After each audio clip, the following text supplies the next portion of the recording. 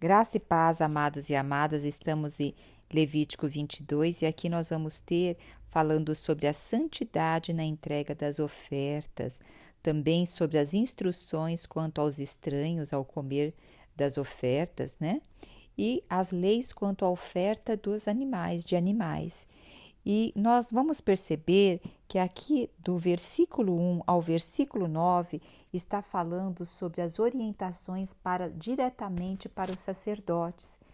E nós já vimos anteriormente em outros capítulos falando sobre diretamente uma orientação aos sacerdotes. Percebem, eles estavam vindo que lá do Egito. E no Egito eles estavam familiarizados com a cultura do Egito e lá havia o que? Os sacerdotes do Egito. E esses sacerdotes ali no Egito, eles estavam muito interessados na política. E eles viam inclusive a religião como um caminho de obter poder. Então os israelitas, eles ficavam desconfiados quanto ao estabelecimento dessa nova ordem sacerdotal. Mas Deus queria o quê? Que o seu sacerdote servisse a ele e o povo. Veja só o que diz aqui, eu vou ler um pedacinho sobre uma referência do estudo que é Life Application Study Bible. Diz assim: porquanto os israelitas estariam desconfiados quanto ao estabelecimento de uma nova ordem sacerdotal, mas Deus queria que o seu sacerdote servisse a ele e o povo. Seu trabalho era religioso, era o que? Ajudar o povo a se aproximar de Deus e adorar a Deus. Eles não poderiam utilizar da sua posição para poder obter poder, porque não lhes era permitido possuir terras ou tomar dinheiro de quem quer que fosse. Todas essas orientações, o que? Tranquilizaram o povo e ajudaram os sacerdotes a atingir o seu propósito. Veja, o sacerdócio foi dado a Arão e a seus filhos, e eles são da tribo de Levi. Então, quem vai dar prosseguimento ao sacerdócio vai ser a tribo de Levi. E a tribo de Levi, ela estaria sendo mantida pelo povo, porque ela estaria sempre voltada à sua descendência, a servir o Senhor e a servir o povo. Então, não era coligado à parte de poder para uma ascensão política, porque ali quem era o maioral era o Senhor Jesus. Não havia um faraó, não havia algo a quem eles reverenciassem a não ser o nosso Deus. Então, nós estamos vendo aqui que do versículo 1 ao versículo 9 vai estar explicando um pouco de como o sacerdote deveria fazer essas ofertas ao Senhor, para que o nome do Senhor não fosse profanado. O versículo 3 diz assim: todo homem da vossa descendência, da descendência de Arão, em qualquer geração, nunca poderá estar em estado de impureza para fazer as ofertas de consagração, para ministrar ali no tabernáculo, né?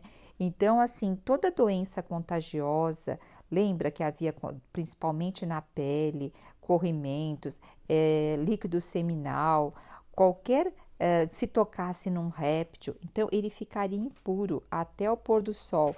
Veja, isso valia tanto para o povo quanto para os sacerdotes. Só que para o sacerdote o rigor era muito maior. E o que nós podemos também observar, né? Que hoje se observa muito também o comportamento. Olha, vamos fazer um parêntese novamente. O Velho Testamento é sombra do Novo. Tudo aqui tem a simbologia da vinda de Cristo e da igreja, que hoje somos nós aqui na terra. Então, hoje, o Senhor olha muito mais para o nosso coração. Ele olha que é a fonte da onde sai todas as coisas. Agora, nós, seres humanos, nós tendemos a olhar o quê? O comportamento do outro. Olhar o que está na aparência do outro. Então, aqui se fala muito sobre a parte que está externa. Então, sobre o que?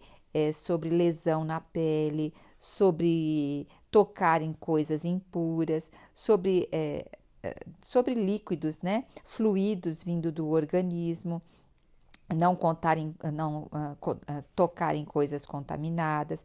Então, tudo isso era o que? Para se manter puro na presença do Senhor, porque o Senhor só ia aceitar essa oferta se houvesse o quê? Um comportamento aqui de pureza. E interessante que nós vemos lá, as primeiras ofertas feitas ao Senhor foi o que? De Abel e Caim. E os dois fizeram a oferta, e o Senhor se agradou de uma oferta e não se agradou de outra. Não, o Senhor não se agradou da pessoa que estava dando a oferta. Né? Então, aqui também nós vemos aqui, no Velho Testamento, está se falando bastante sobre a parte de tocar, de não se contaminar. E hoje, na Nova Aliança, lembre-se, o Senhor está falando do nosso coração. E aqui nós vamos ter agora que somente o sacerdote e as pessoas que eram servos e escravos dele poderiam o quê? Participar dessa oferta. Poderiam, porque lembra, quando se oferecia o sacrifício, uma parte, dependendo do sacrifício qual fosse, uma parte poderia ser para alimento também do sacerdote. Então, quem poderia estar comendo desse alimento?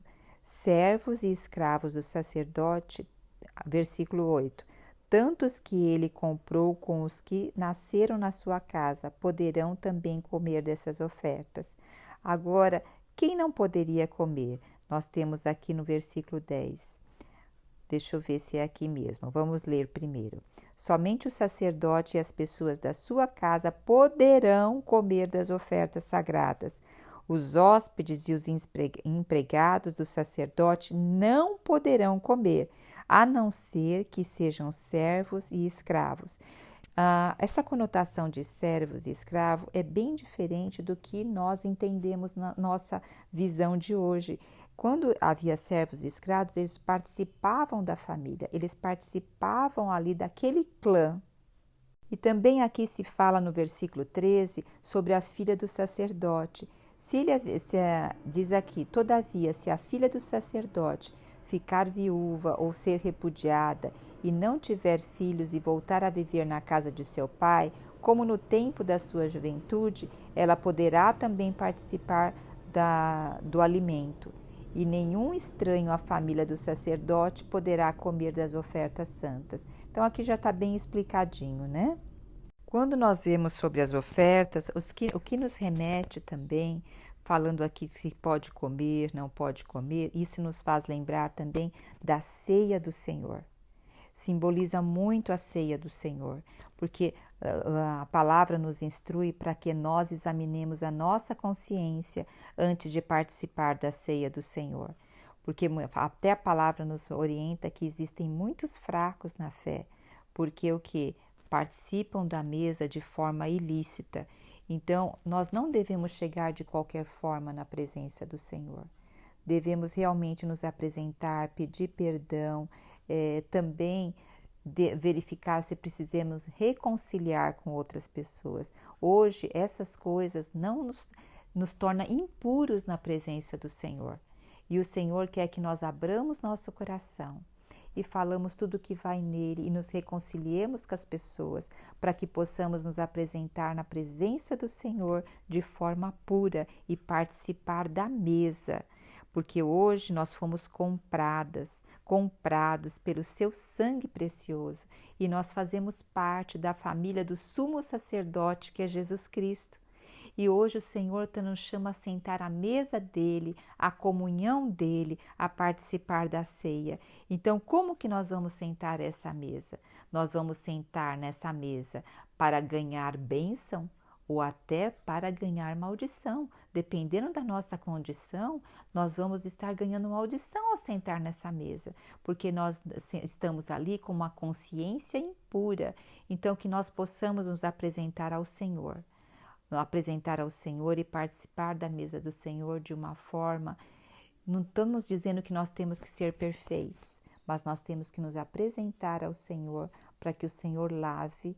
Até a oração do Pai Nosso diz, né, que nós devemos perdoar os nossos devedores como o Senhor tem nos perdoado a nós. Então nós temos que abrir nosso coração para o Senhor nos perdoar e nós também perdoar quem nos deve e nos reconciliar com quem nós não estamos bem. Agora do versículo 17 até o versículo 30, nós vamos ver o que? A parte das leis quanto à oferta dos animais. Veja que aqui o Senhor sempre ressalta que o animal tem que ser sem defeito, puro. Então, o que nós podemos perceber aqui? Que somente o melhor deveria ser oferecido a Deus. Somente aquilo que vem de um coração grato e voluntário, a dedicação das melhores qualidades do nosso ser é aceitável a Deus. Aqui está prefigurando, está simbolizando um animal. Mas hoje o Senhor quer o quê? Um coração grato, um coração voluntário. Ele quer que nós ofertemos o melhor para Ele.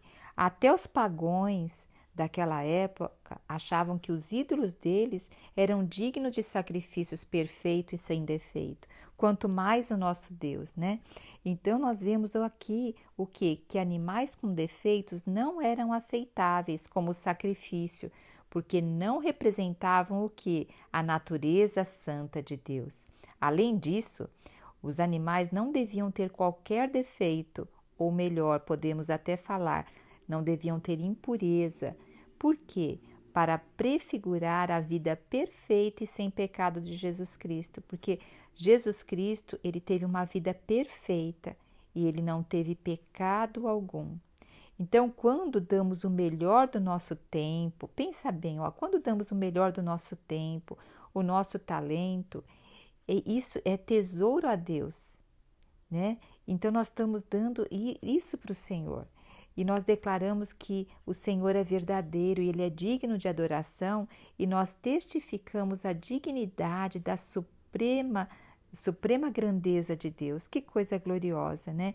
Então, se a gente vê esse capítulo das leis quanto à oferta, do jeito que tem que ser, nós devemos refletir hoje, né? Como tem sido o nosso momento com o Senhor? Nós temos dado o nosso melhor para o Senhor, ou a gente começa correndo o nosso dia, correndo, e quando vê o dia passou e a gente não deu nem nosso tempo ao Senhor? A palavra de Deus diz, né, para a gente buscar Ele em primeiro lugar e as demais coisas serão acrescentadas.